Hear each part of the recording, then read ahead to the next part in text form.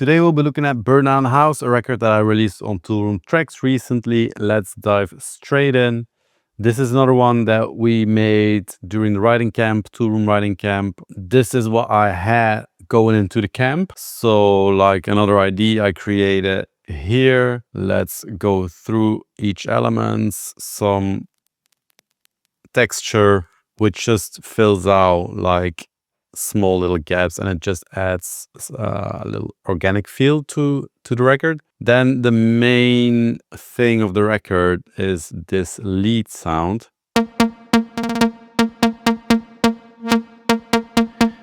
which is super simple. I've got the lead with some effects on it, decapitator, get some dirt, more saturation, and then this thing to like give it even more distortion and drive. And then we got a filter and some reverb.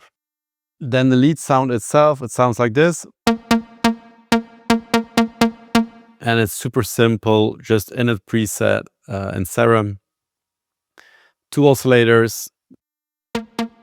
This one is 4 voices, random, a little bit of detune, giving it some width. And this is 1 voice, no random, detune is on, but just 1 voice, so it doesn't matter. Straight through the middle, and this adding some width. My envelope 1, which is your amp, is just like standard, nothing done to it. Then everything goes through a filter. And I got envelope 2 routed to the cutoff of this filter, just giving it the plucky feel. Like without filter, it's like this. That's it. Super simple 1-note pattern. And then I added like a few different bits. So we got the reverb at the end. And then I got these bits here, which is just rendered this to audio, and then a small stutter. And then this is just reversed. And then all together, it gives you this.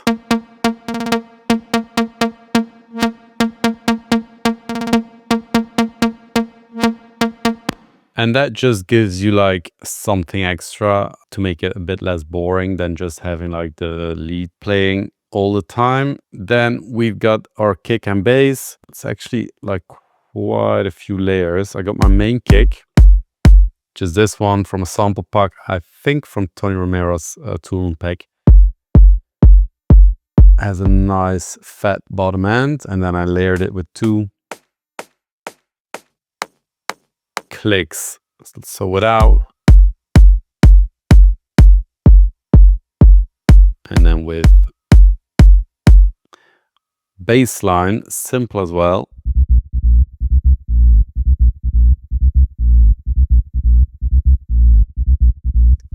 So this came from Serum as well, and then bounced into audio. I got a couple of variations here.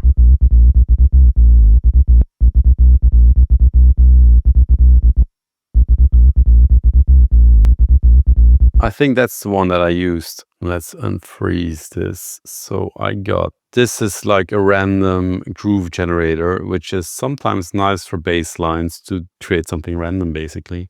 Like if I paint it in, it's more or less always the same. This just gives you like something that maybe you wouldn't paint in or play in, which can be quite cool.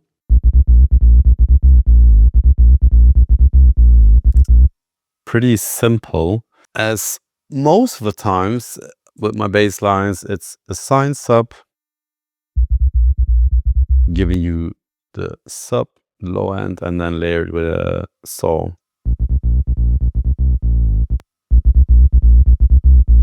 And then I just filtered this, and then I got some glide on it to give you that bend towards the end. Some R bass, and then I just freeze this down to audio, and I think I filtered it a little bit more. Yeah, So it's like a real sub bass. One more thing, like for this record, usually I don't really use a lot of swing. It's like straight, like the more energetic club stuff. It's straight, no swing. This is like one of the few records that I did use some swing. So you can see it here. I used the Logic Swing 1659. What this does is like it shifts notes around. So if you don't use swing, it's just like bang on. If you use swing, then probably this one would move a little bit like this. When you use swing, I got a lot of questions with this. Like, or you use no swing on everything, or you use swing on everything, but use the same swing on everything. Like, if you use different swings, it will sound like a bunch of drummers playing together and they all like have their own swing and it will sound all over the place. So if you swing, please use the same swing for every sound and every drum. Like, we will go into it. I use it the same on everything. So it shows you visually as well, like this lines up here, but then with the swing, it moves a little bit there. Same for this one. So that gives you like a little bit of a swing rather than just straight bass line. So bass together with kick.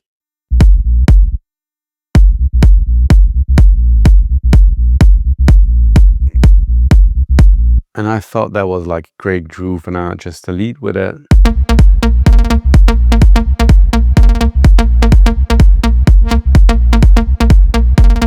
And that's basically the whole record there. The rest of it is just your standard drums. So we got hi-hats. So let's see. This is just a basic hat loop, right? Some basic closed hats. And then we go into our fast hats. So as you can see, I didn't use audio here. I used MIDI. When I go in, you see swing, same swing as the bass line. And I can also show you the difference. So, and then without.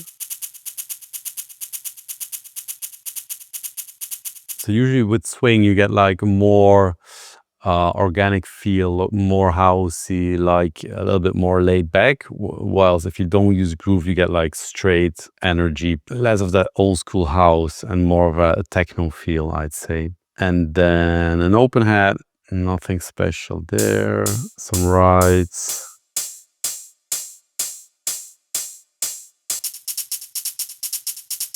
Also all the hi-hats together.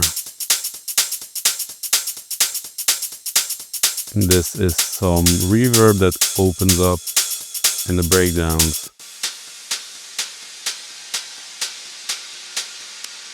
Then we got a clap.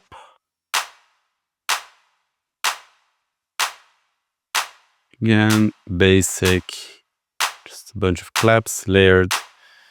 Maybe some panning, yeah, to make it nice and wide. And then we got our top loops. And in this instance, I used quite a few.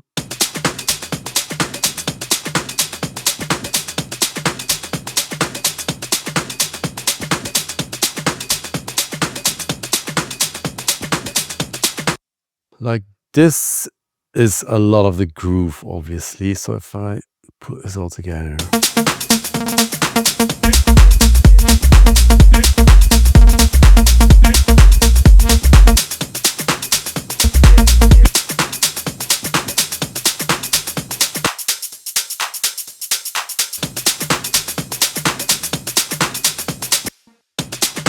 Right, so this is like your main groove, and then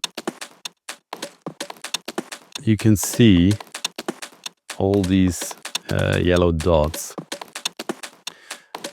is like adding the groove to your loops as well. So if you have loop, like sometimes it's straight, sometimes it's swing, you need to get it in the same swing as your own record, and I'll show you in a bit how you do that. Just run through it. Like this is quite nice. Giving it some weird noises.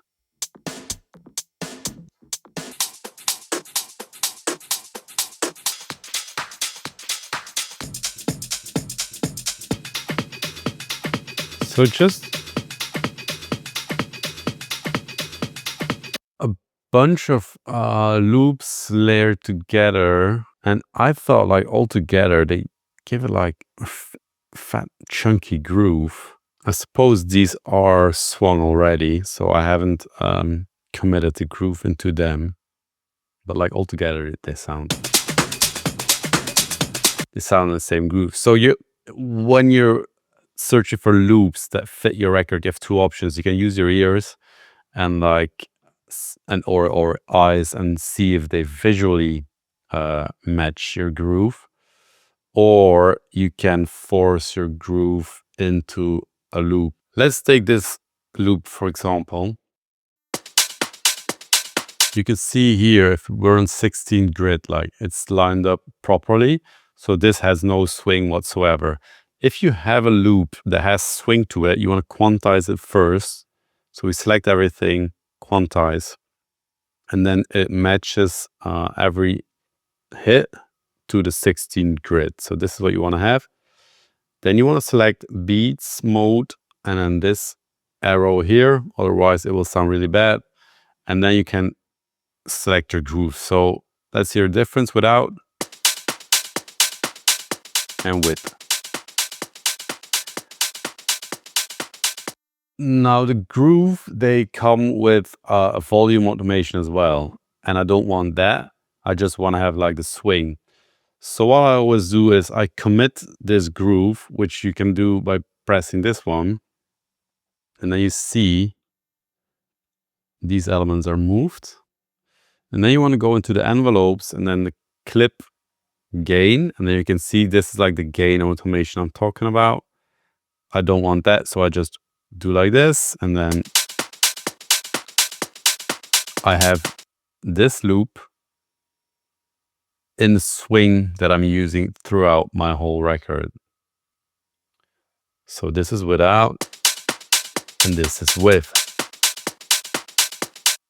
And then if I play this together with my lead, which has a swing as well, and my hats maybe.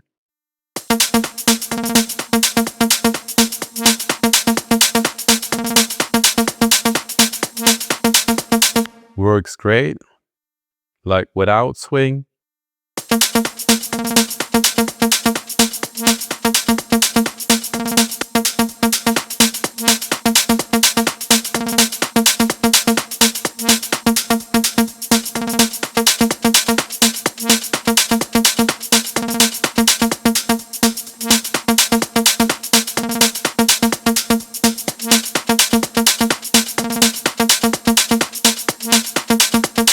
So you can hear, if I don't use the swing, it sounds like really, there's like two different rhythms and you don't know like which is the one. It's confusing. So please, when using swing, do it like this. This is probably the key takeaway from this project. I get asked this question a lot of times, so I thought it would be good to like dive a little bit deeper into that and explain it properly. And then that's all for my drums.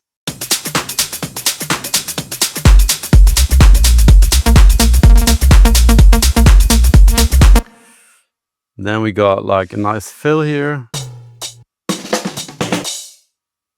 which is built out of a few different fills. We got this vocal yeah thing.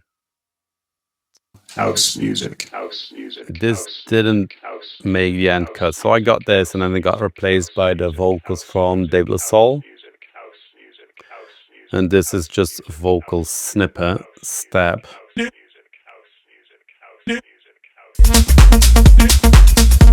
Which adds something nice, and then it's something I can build in the breakdown.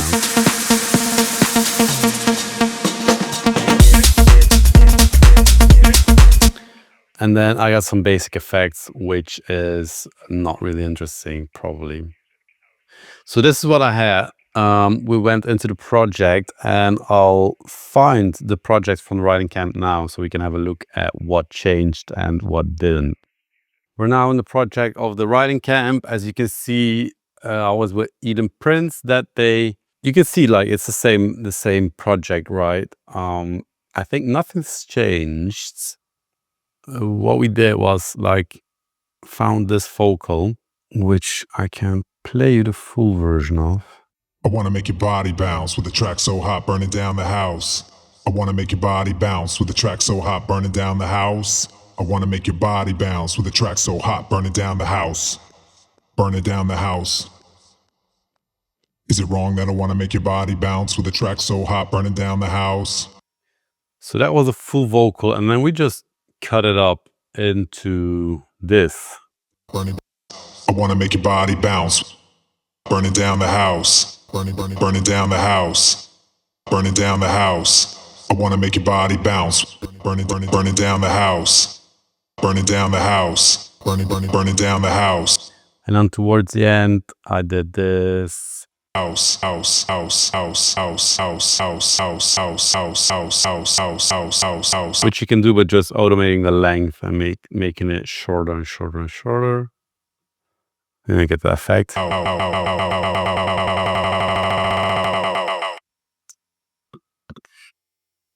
And another thing that Eden came up with was this sound, like just to layer with the main lead.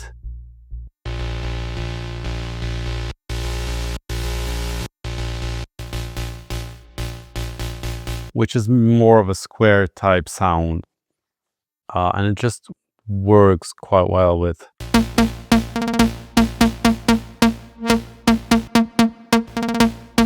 Just to give it like a little bit more body, because of course like the main lead is just the one sound. So that's everything that got added during the camp. And at this point we were like, okay, we got a groove, we got a vocal, we got a lead.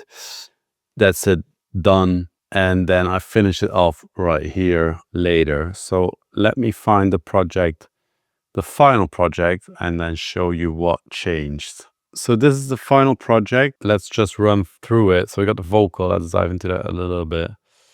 I've got like my main leads stay the same. We got this layer. But I think I mixed it in during the Mixdown stage. This looks as it stayed the same. Like my loops stay the same. Looks like everything stayed the same apart from the vocal. So like we had the vocal hook, right? And then we had to arrange it in a record. And what we did was burning down the house, filter it in, burning down have it full in the breakdown. Burning down the house, burning down the house. I wanna burn down the house.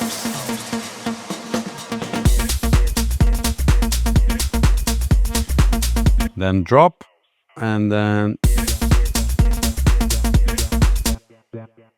a vocal shot here, which is just from the acapella.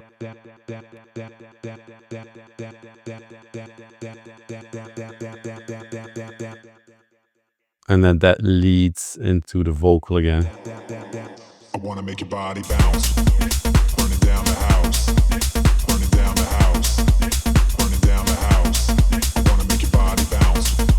Burning down the house, burning down the house, burning down the house, burning down the house, burning down the house, burning down the house, burning down the house, burning down the house, burning down the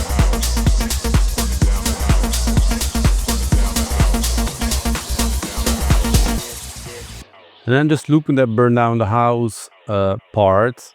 And then I automated a bunch of stuff. So we got like the time is changing, and changing the time gives you like a pitching effect. Burning down the house, down the house, burning down the house, burning down the house, burning down the house, burning down the house. So you hear the pitch going down, which like creates an interesting effect. Because like what we do is a lot of times you have very simple vocal hooks.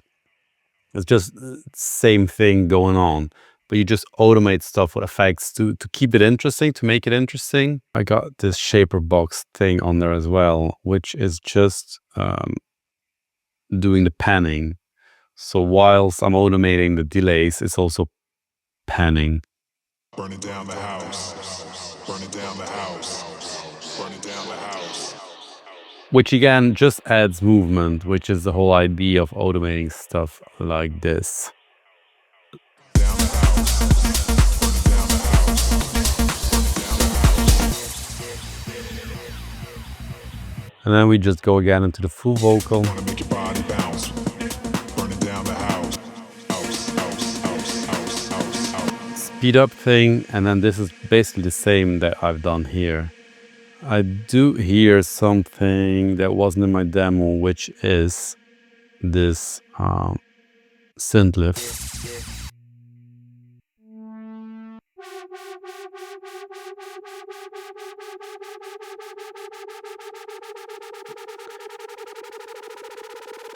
Which I built in Serum. Just saw waves, a lot of detune, probably automating that detune. Yeah. So towards the end, you open it up, which makes it like bigger and weirder. You want to set your pitch bends to 12 or 24 semitones, which is 1 octave or 2 octaves. So you start and you end on your root node, and then you just play like a really long note, and then you use your pitch bend, go up like this, and then you can make it interesting by automating your detune or I was gonna say the filter, but I used the LFO inside Serum to automate my filters. So we got the LFO1, which is routed through the filter cutoff, and then I'm automating the rate to make it go faster and faster and faster.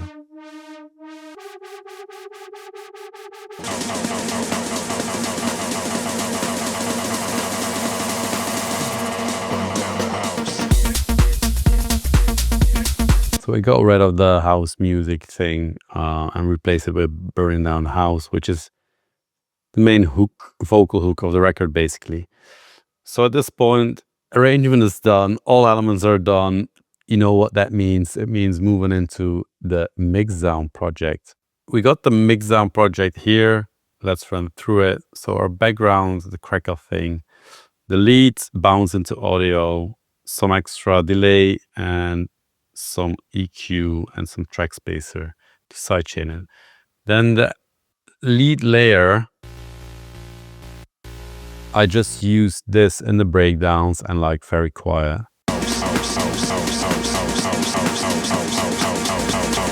It just fills out that low end a little bit where there's no kick and bass. Kicks, they have nothing on their bass. Some extra filtering going on.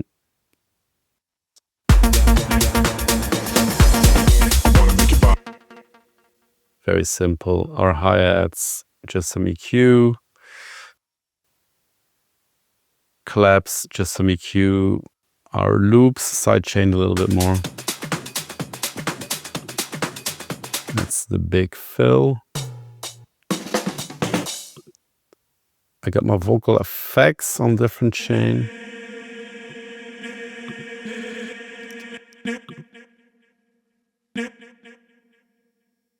And then it looks like I added them just in the intro as well.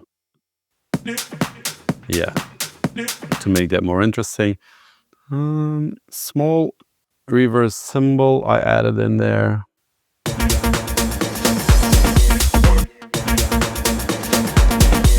Yeah, that was missing something, so I put it in.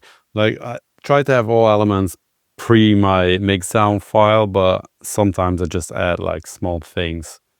I just didn't want to go back into the main project, I suppose. And then this is the vocal. So we got steps, I wanna make your body bounce. main vocal, and then the Burning down the house. automated thing. And then I needed something.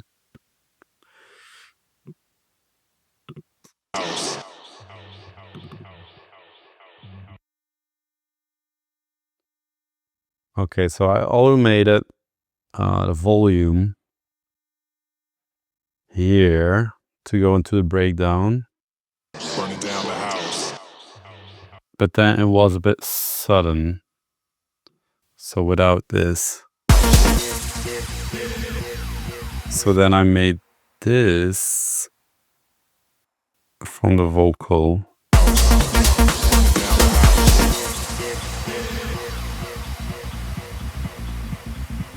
I say I made this, but it's just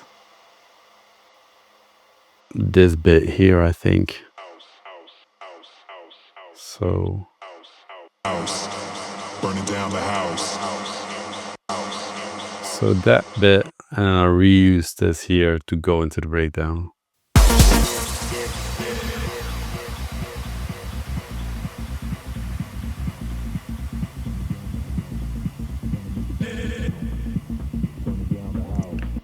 And then I did some leveling, which is basically all I've done. Now you can see in this instance, like I did change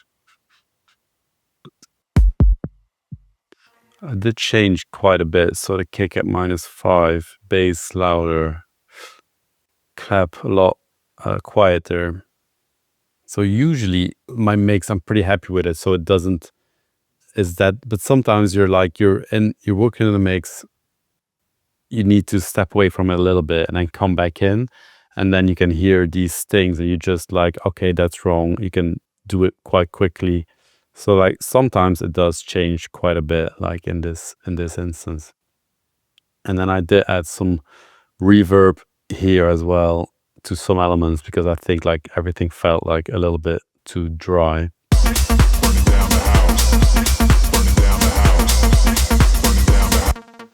And then we got my mastering chain, which we discussed a lot of times already.